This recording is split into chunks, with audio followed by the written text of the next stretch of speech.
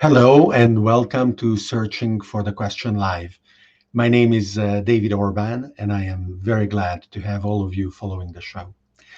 We are streaming live on Facebook, on Twitter, on YouTube, on Twitch, and you can comment, ask questions, and I will be happy to pick interesting ones and answer them while we are live. But of course, I am also very easy to find online, and you're more than welcome to reach out and ask additional comments. We also have a Discord community where you can participate and continue the conversations around the themes that we are covering on the show.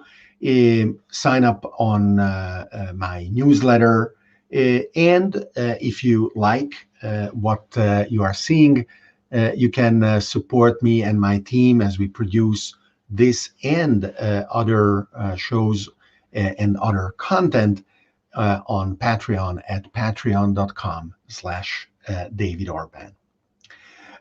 Today's theme is very, very interesting, I believe, and I hope that you will find it informative, provocative, instructive, and it will be a pleasure for me to share my personal experience on the use of the most powerful psychedelic known to humankind, the extract of the glands of the Sonora desert toad and its inhalation that leads to a very unique experience. And that is what I want to tell you once again, based on my personal experience with it, which has been extremely positive, and then discuss a little bit around the theme of cognitive freedom. What is the right balance between the desire and the ability of individuals exploring who they are and what can they become, not only physically, but also mentally and spiritually, and a society that would rather like to constrain and define specific, pretty clear limits to the kind of exploration that some of us are eager to go and follow. The experience that I am sharing with you started with an invitation from a friend. Just maybe a couple of months advance notice. He said, a group of us are meeting to have a ceremony with the sacred medicine, as he called it. And he described it as being the extract of the gland of the Sonoran desert toad.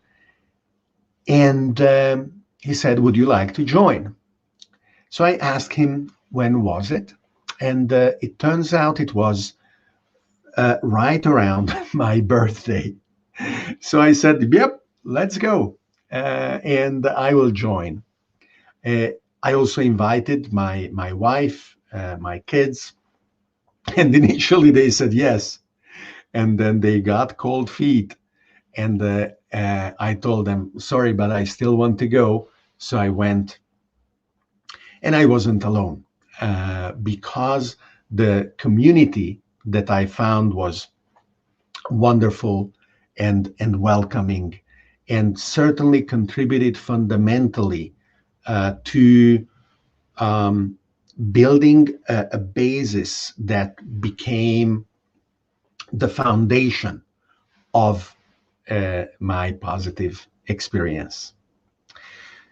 This community is led by Octavio Rettig, who trained as a physician and who had personal experiences that were very complex and very challenging, including drug abuse, which he describes in detail in his book, The Toad of Dawn. I recommend this book. It is available and both in electronic format as well as in physical format.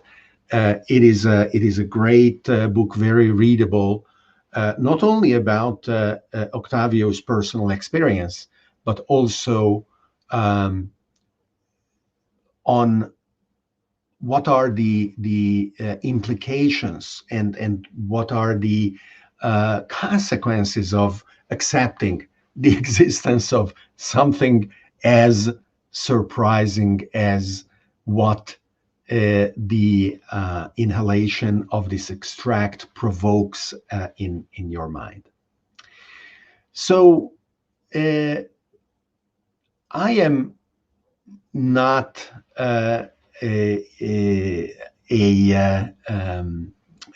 able to get into details of why something like this toad exists and why the 5-MeO-DMT, which is the chemical molecule that is contained in its gland, has the features and the characteristics that it has. What I want to highlight is the absurdity and the fantastic demonstration of the limitless curiosity that we evidently possess. One of my favorite images is a tribe of prehistoric people crossing a mountain passage that was particularly hard. As they go beyond the crest of the mountain, they look at a valley beautifully opening up in front of them, and each descending in the valley goes about what they know they have to do. Some of them gather wood for the fire, others set up the tents. The children, go around in the grass. Some go hunting, and there is one person, the wizard, the crazy guy that looks around searching for stuff to get high on. Whether you turn it into alcohol and you drink it, whether it is a kind of a mushroom and you digest it. Now, imagine the degree of adventurous exploration that those who became those wizards went through, and the risks that they exposed themselves to, given that they had to try everything and work out what did nothing, fine. What did kill them, not a good outcome. And then on the threshold between those two, nutritious but uninteresting and poisonous to the degree of being mortal, there are things that are just ridiculous. And some of us ended up with beer, and those who drink with hopefully moderation will say, well, it's fun to be drunk. Some people shouldn't drink because they get addicted to alcohol. Some people, even when not addicted, end up being bad drunks, aggressive or sad or arrogant, and yeah, they shouldn't drink either. But there are those who enjoy alcohol in some measure, and that is just one example, and there are many, many others.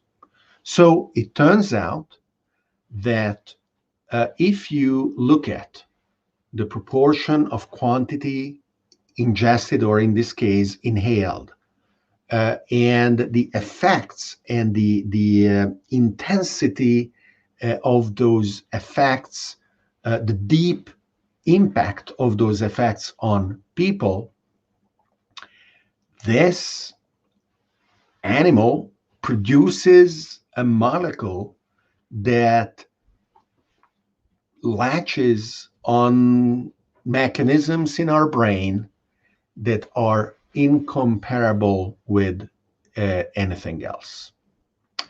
So this is me after the ceremony, and I don't know what you read in my eyes or in my face, but I felt pretty good, I can tell you. It is funny because for at least a year, I couldn't share the experience without crying. Tears of joy, tears of love, but anyone looking and asking themselves, because they knew me, what was going on, would be worried. Why is David crying, telling about this experience? It would be very, very confusing for them. So it may happen today as well. Even though 3 years have passed, if I end up crying, don't worry. They are tears of joy, tears of love.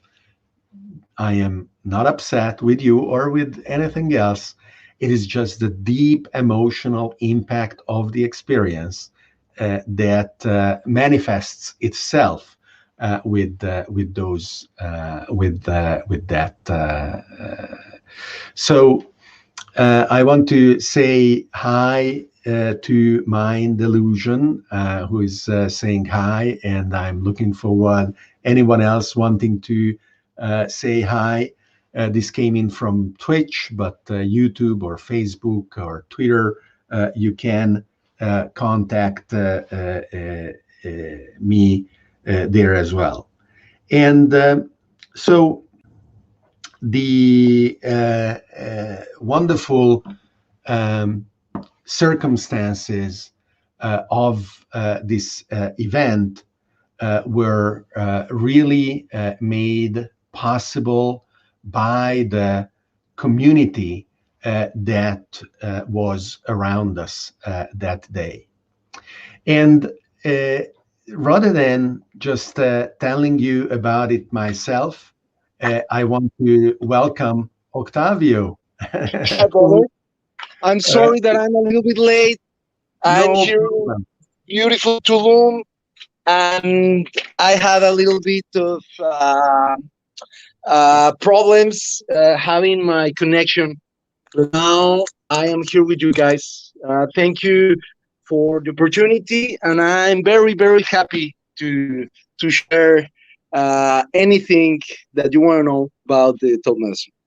Thank you. Thank you for joining. And I just started telling the people who are following us about how beautiful my experience has been, and I was setting up the stage for telling about it and getting into details.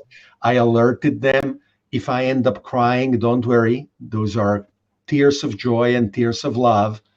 But what I want, once you are ready with your headset, and maybe Yeah, you thank set you. it down so that your phone or tablet device can relax a bit, because right now it is trying to compress the information of your background and everything else.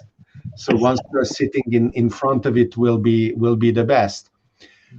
What I want to ask instead is to start with your experience, with your journey, rather than mine, and then we will talk about mine as well, and I will have other photos to share.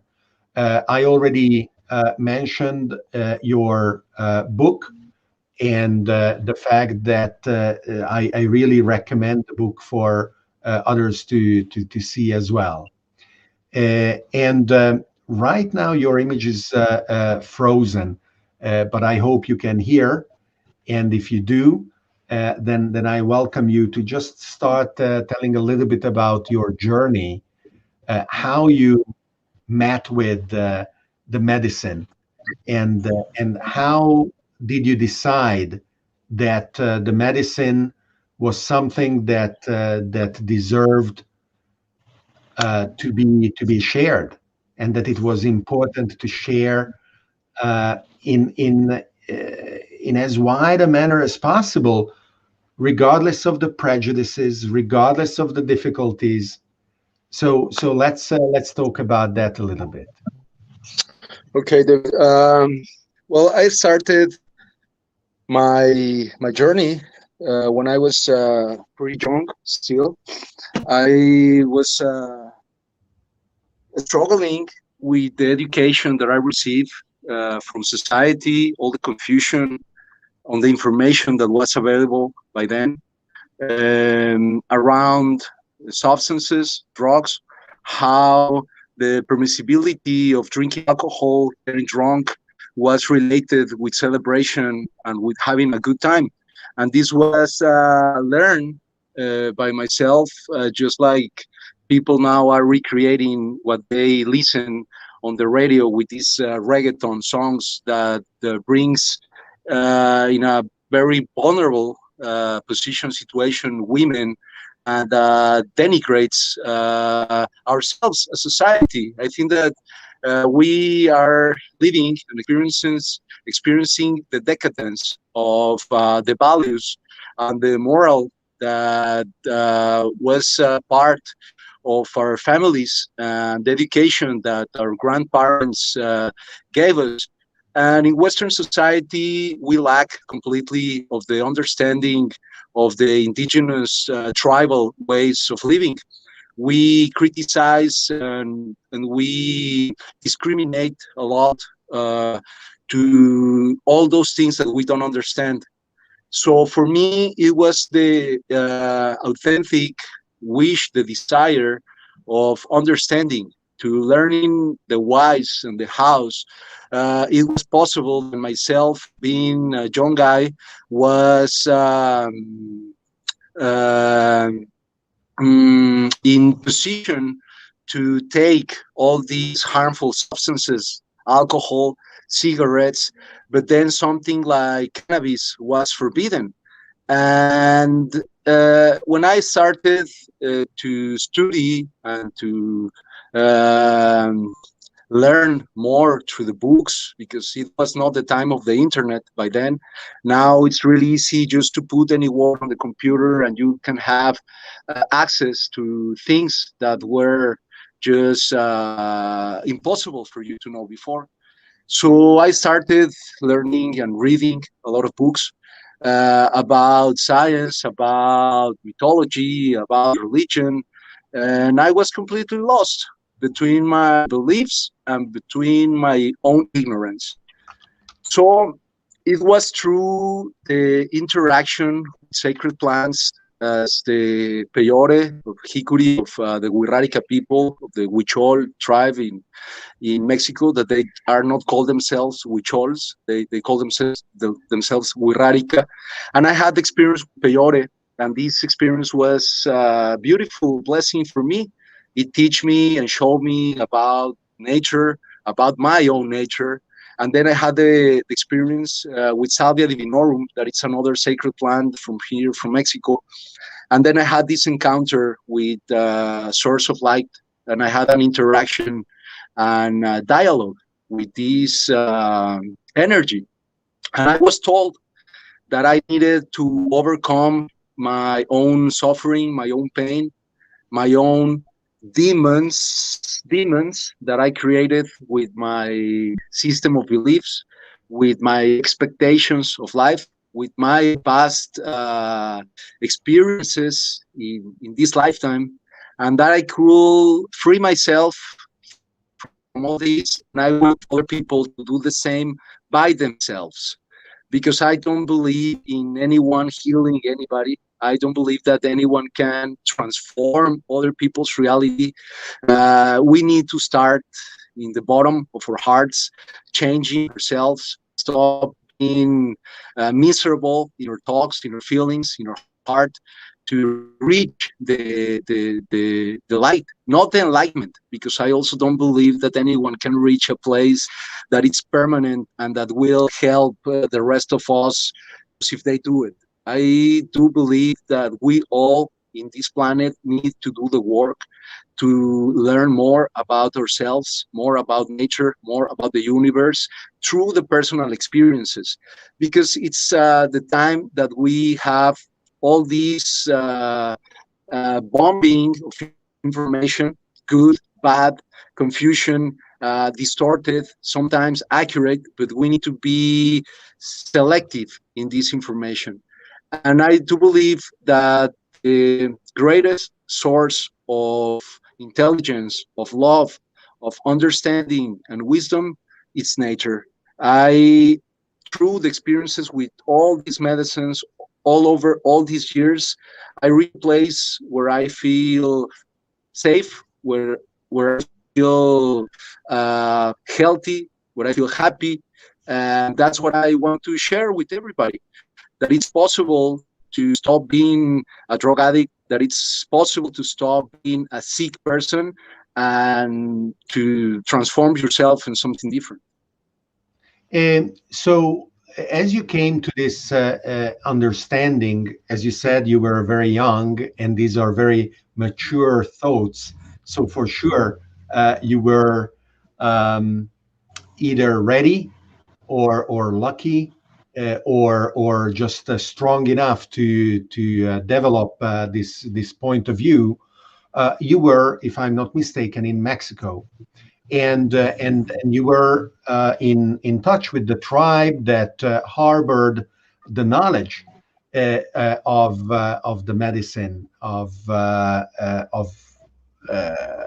toad of dawn, and you needed to not only mature this position in yourself, but you needed to also develop a relationship of respect with the tribe that allowed them to give you the power to then spread and share this beyond. Yeah, I want to clarify subject. I was the person who gave back the knowledge of the toad medicine to the tribes of the desert, because So it was the opposite.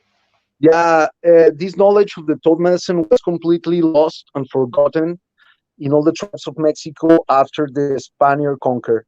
So for the last 500 years, we need to remember that Mexico, just like other places in the world, were impacted by the colonialism and the imperialism. So this way of conceiving reality about exploitation, about destruction, about possession, about owning the other people's lands, the other people's culture, to steal the gold and to slave these people for centuries. So now we in Mexico are mestizos, but there are still a lot of indigenous communities that survived all these apocalypse. So some medicines like the mushrooms, like the peyote, like the ayahuasca, like the iboga, they kept the tradition. Some people were still using these medicines in recent times. but the toad was completely lost. We in modern times start to know first about the synthetic 5-MeO DMT and the DMT from plants like the virola tree and the DMT containing plants like the ones to brew the ayahuasca. But for around 30 years, since the 80s to the beginning of the 2000, only a few people knew about the existence of the toad in the United States of America. It was a guy who wrote the pamphlet with the nickname Albert Most, the first human who had the encounter with the toad medicine in the late 80s. This guy started his work on the 60s, and it was through an archaeological site, a ceremonial burial from the Cherokee people from Southeast United States, that they discovered that around 1,000 skeletons of toads were buried in this sacred ceremonial ground. So he realizes then that for people in the past, the toads were important. And this was already said by many archaeologists, because in all the Mayan area, even in the Aztec Empire, the veneration of the earth, the veneration of the cycles of raining, the cycles of harvesting are remarkable in all the Mesoamerican people. We know by the anthropologists and archaeologists that for more than 3,000 years, in all this area of central Mexico, people were believing they share the same calendar, they share the same rituals, and they share the same myths, the origins of the how people were explaining their own existence are related with these sacred energies of the earth, these sacraments. So for many years, people were talking about the mushrooms. For many years, people were talking about LSD or MDMA. But from the last decade, people are now start talking about the toad, because the toad medicine is a complex blend. It's a cocktail not only of 5-MeO DMT, but other tryptamines. And we now also have the results of the analysis of the secretion of the smoke, of the secretion of the toad. And we know that there are at least two substances that we didn't know about.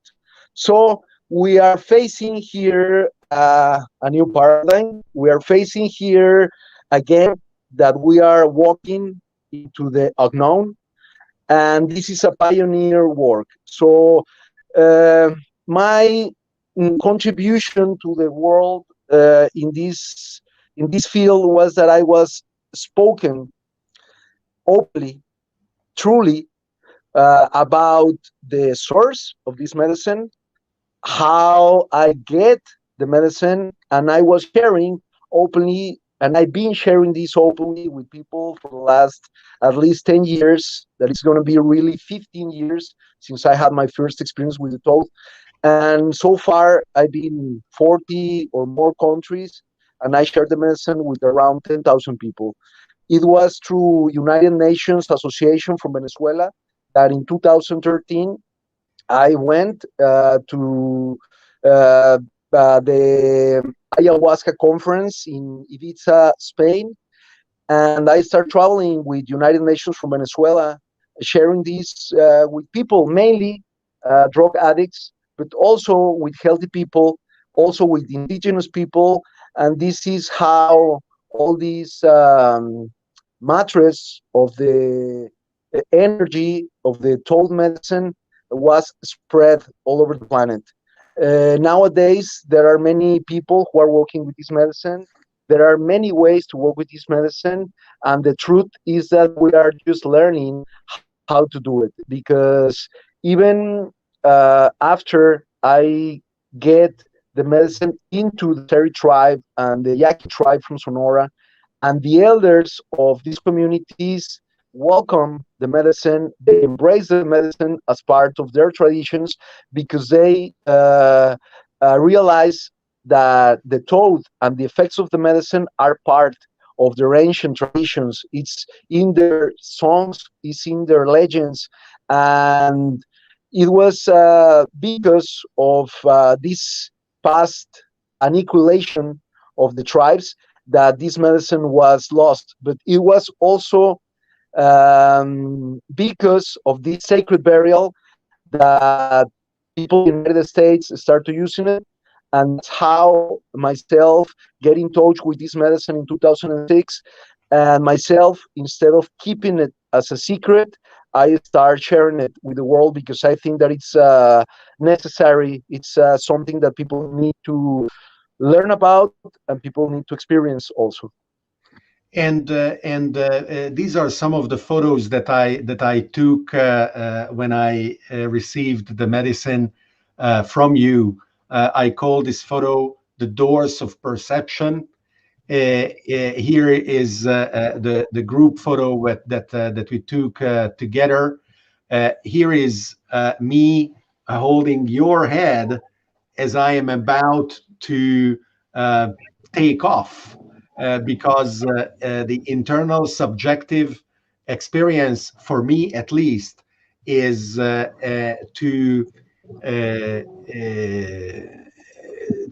really um, as if I traveled without traveling in intergalactic space, but my body is just laying on the grass, of course. And after 10 minutes or so, I rejoin my body. Uh, what I found very important as a component of the experience for myself is the welcoming nature and an extremely solid and healthy nature of the community and of the various components of the ritual. The fact that there is no alcohol, the fact that there is some meditation, the silent walking, the sitting down and gazing in the eyes, the fact that both before the ceremony and after the ceremony there is this sharing of intention of uh, what you want to achieve, what is your attitude towards the ceremony and the medicine. So, uh, did you integrate these components? Do you find that they are evolving in different ways? Um, are you trying to preserve this positive attitude? Uh, and the reason I am asking the question is because country after country after country, the the molecule is being demonized, and it is being uh, clamped together with criminality and negative or even destroying harmful behaviors, Mm, and it is the opposite. yeah, Both well, it's community because this practice is the and effect, as I experienced it personally, are the opposite. yeah. So Well, this is the setting, this is the mindset, and this is how all these molecules and all these substances were classified by modern science after the prohibition of all the psychoactive substances in the late 70s at the beginning in United States, and then this was copied by all the first world in the world, like England, I mean United Kingdom, Germany, Switzerland. The owners of the pharmaceutic industry were forbidding people to have access with any of these substances because they weren't finding any therapeutic use They were relating these with harmful substances as heroin or cocaine, and they put all these things on the same bag.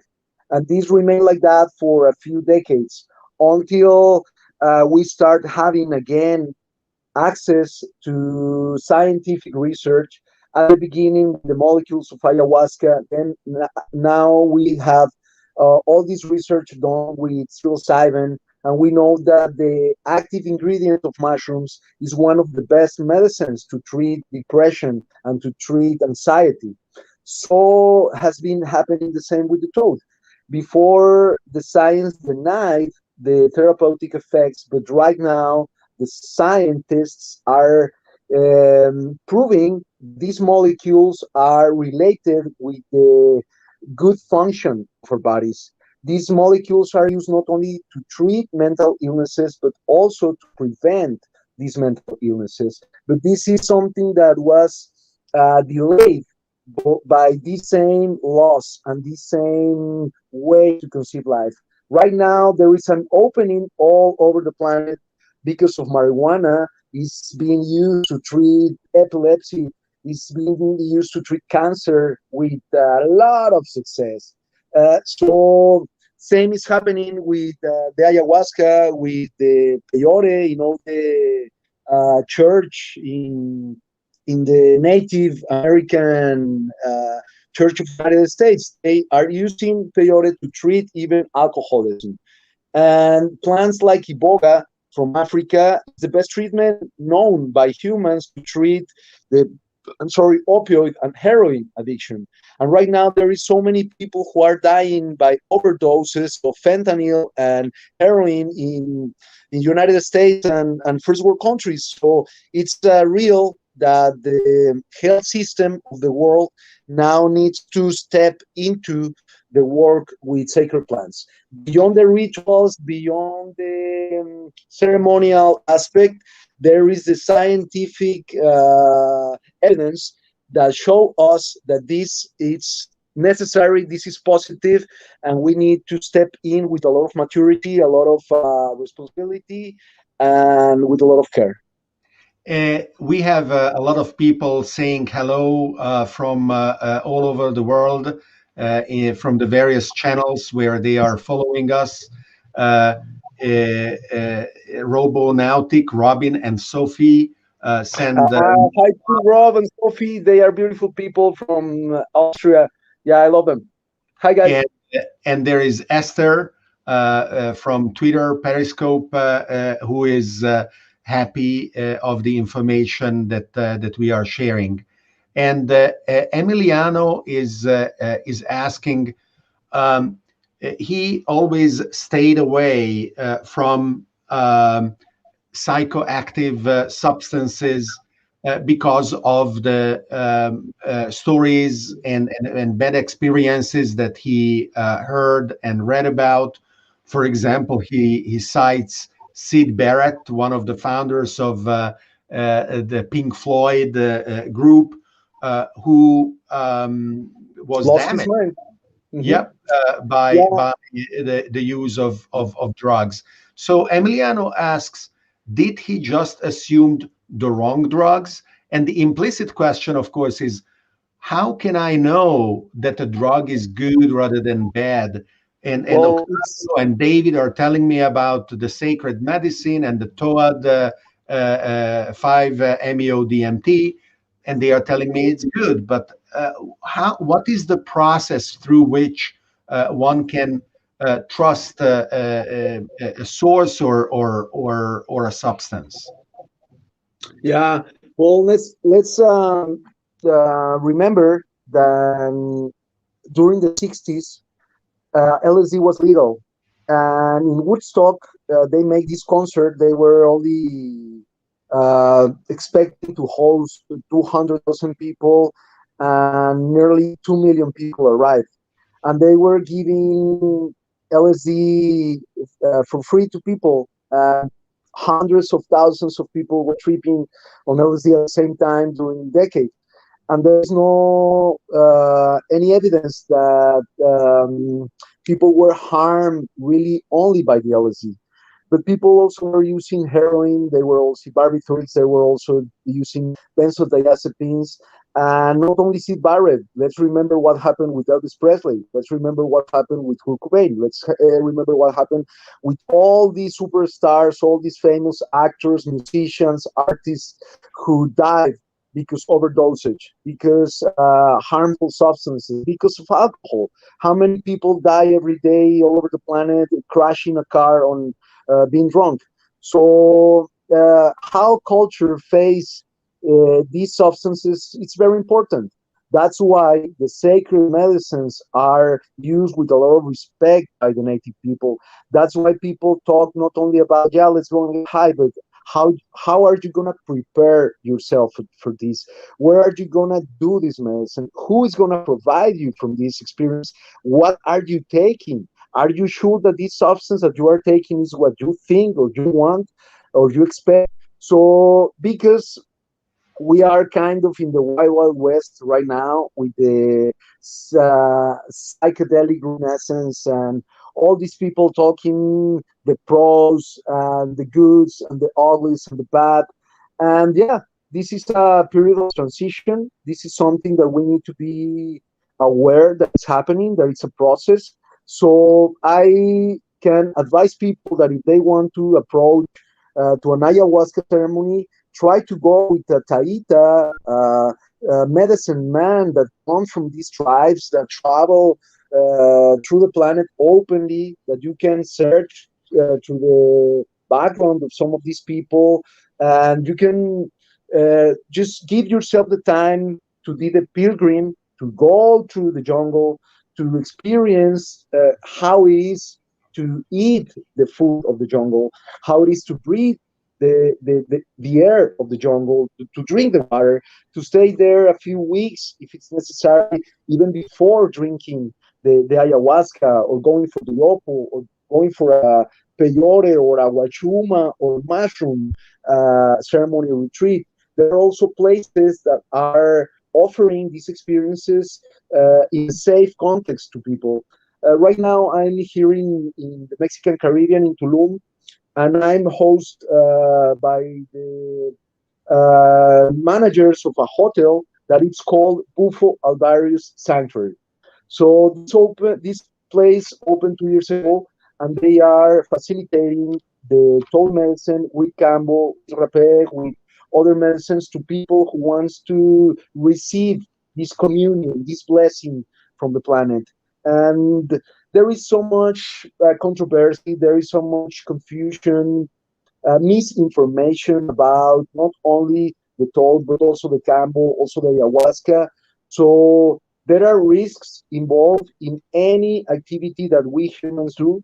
But myself, I can tell people that these medicines are very safe, that these medicines are very effective, and we need to walk with a lot of responsibility through these And paths.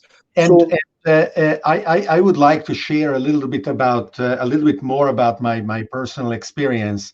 Not only the 3 days that I spent together with the group were wonderful, but yes, both before and very importantly after the after, ceremony, there was an enormous level of attention towards each other, exactly because of how powerful the experience is.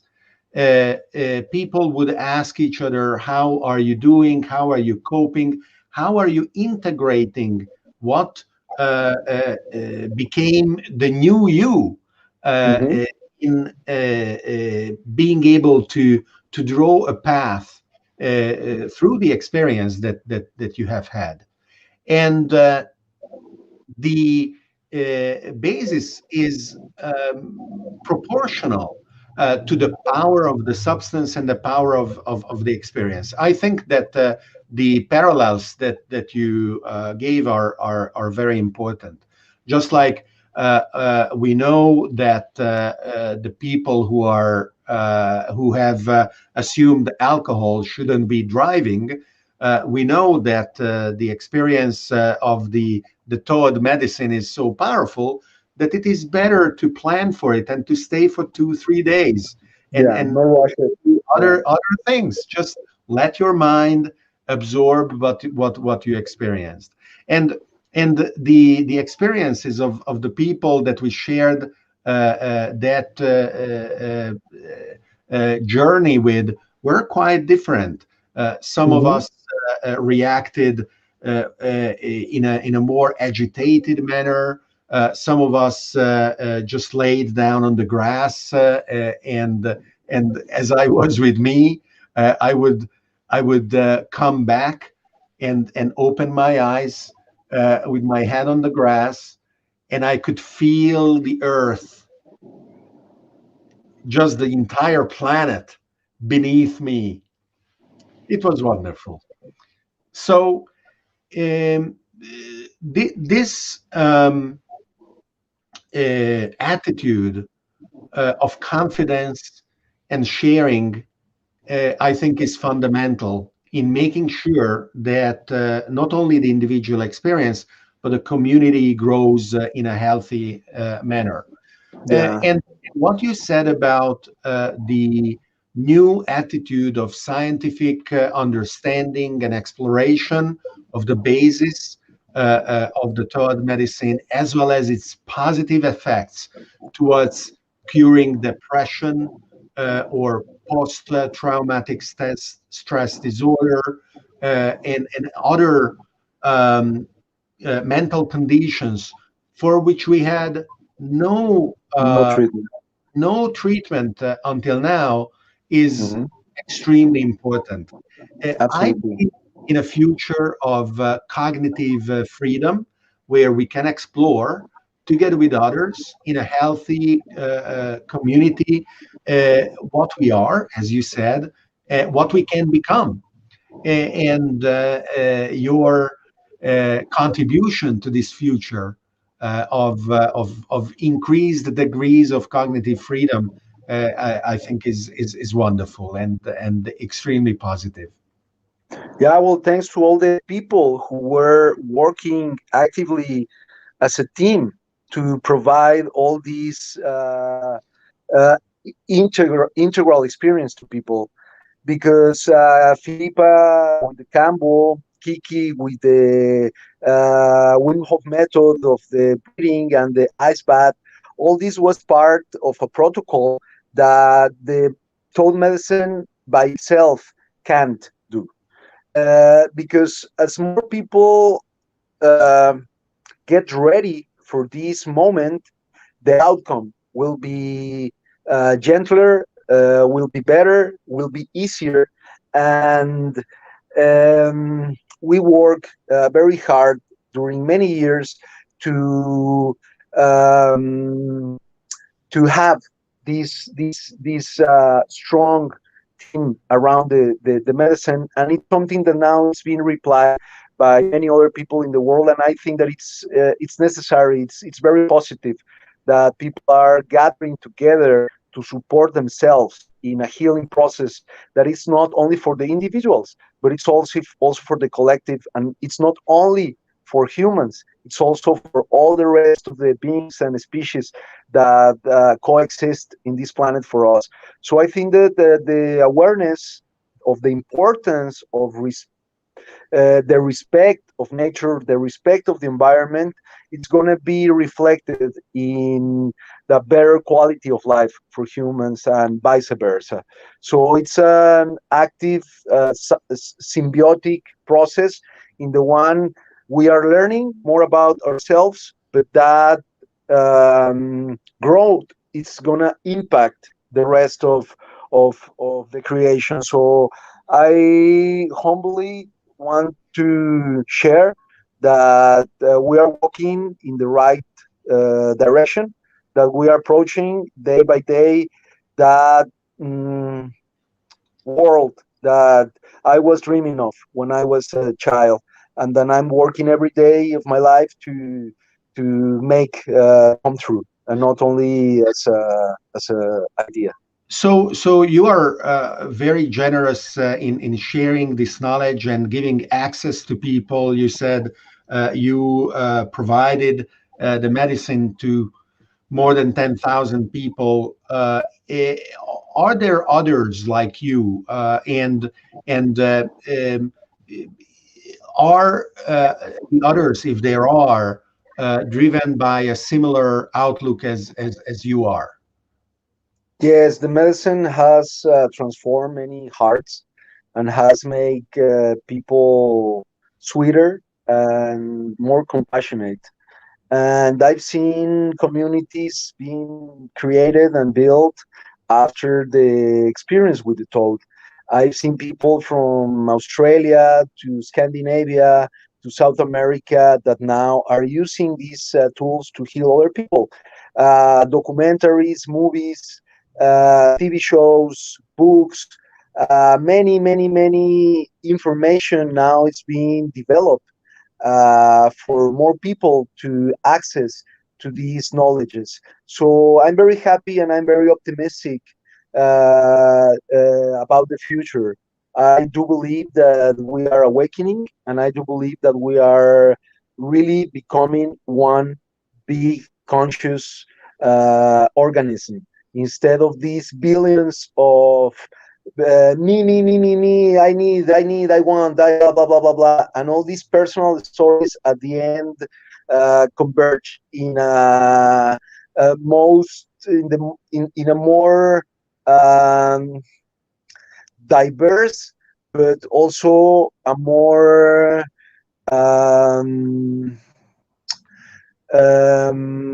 just it's a spectrum that it's full of different ways, but we all are looking for the same. At the end of the day, people needs to be happy, people needs to feel integrated in a safe space, and we as society needs to create that for the next generations. The, the word I I believe that it's would offer is harmonious.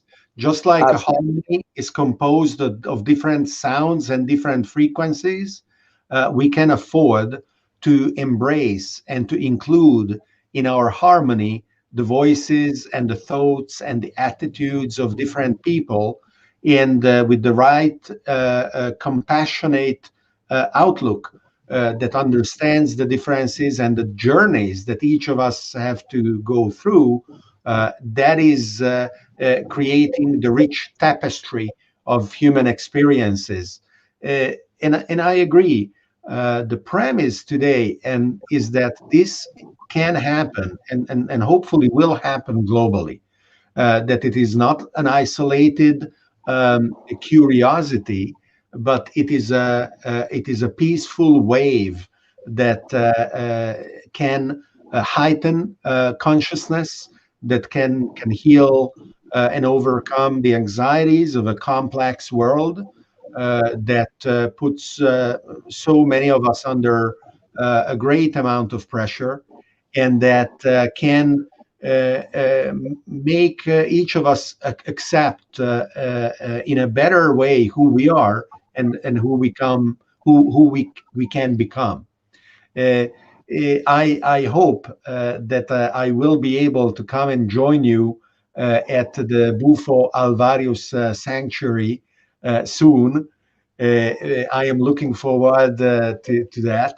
And I hope that there will be many other sanctuaries like this, communities that are born that in a responsible manner, in a welcoming, loving manner, allow people to participate and share the experience of the medicine, like you gave me as a gift 3 years ago. Yeah, yeah, I hope the same, brother.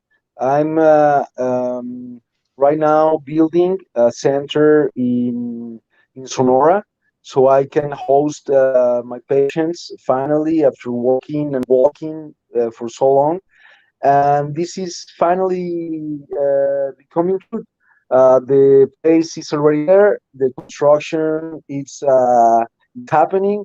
So now it's just about time, and this legacy will stay and remain for hundreds and hundreds of years, because the blessing in these present times is that the information is available for everybody, and people this time they won't forget something like the toad medicine. The toad medicine, it's here, and it's for my kids, and it's for the kids of my kids. So I'm very happy to see um, the rebirth of human consciousness and be part of it. Octavio, thank you very much for being here and for sharing all this wonderful information with the people who followed us today. And good luck with your journey and endeavors, and with what you told us your plans are for the future. No, I thank you, Dave. And also, I had the opportunity a few months ago to bring the medicine to one of the prisons here in Mexico, and to see that redemption is possible for people even behind bars. And freedom is something that we'll achieve even if we want. Like freedom, it's here for humans, and I'm just very glad to talk to you again, and I hope that we can meet in the near future. I'm apologize myself again for being a little bit late with you guys today.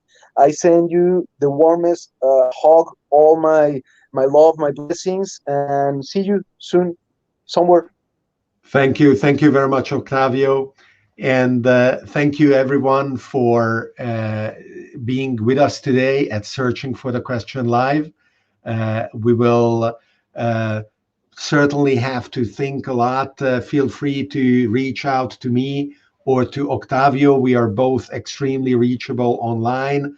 And it's easy to find us.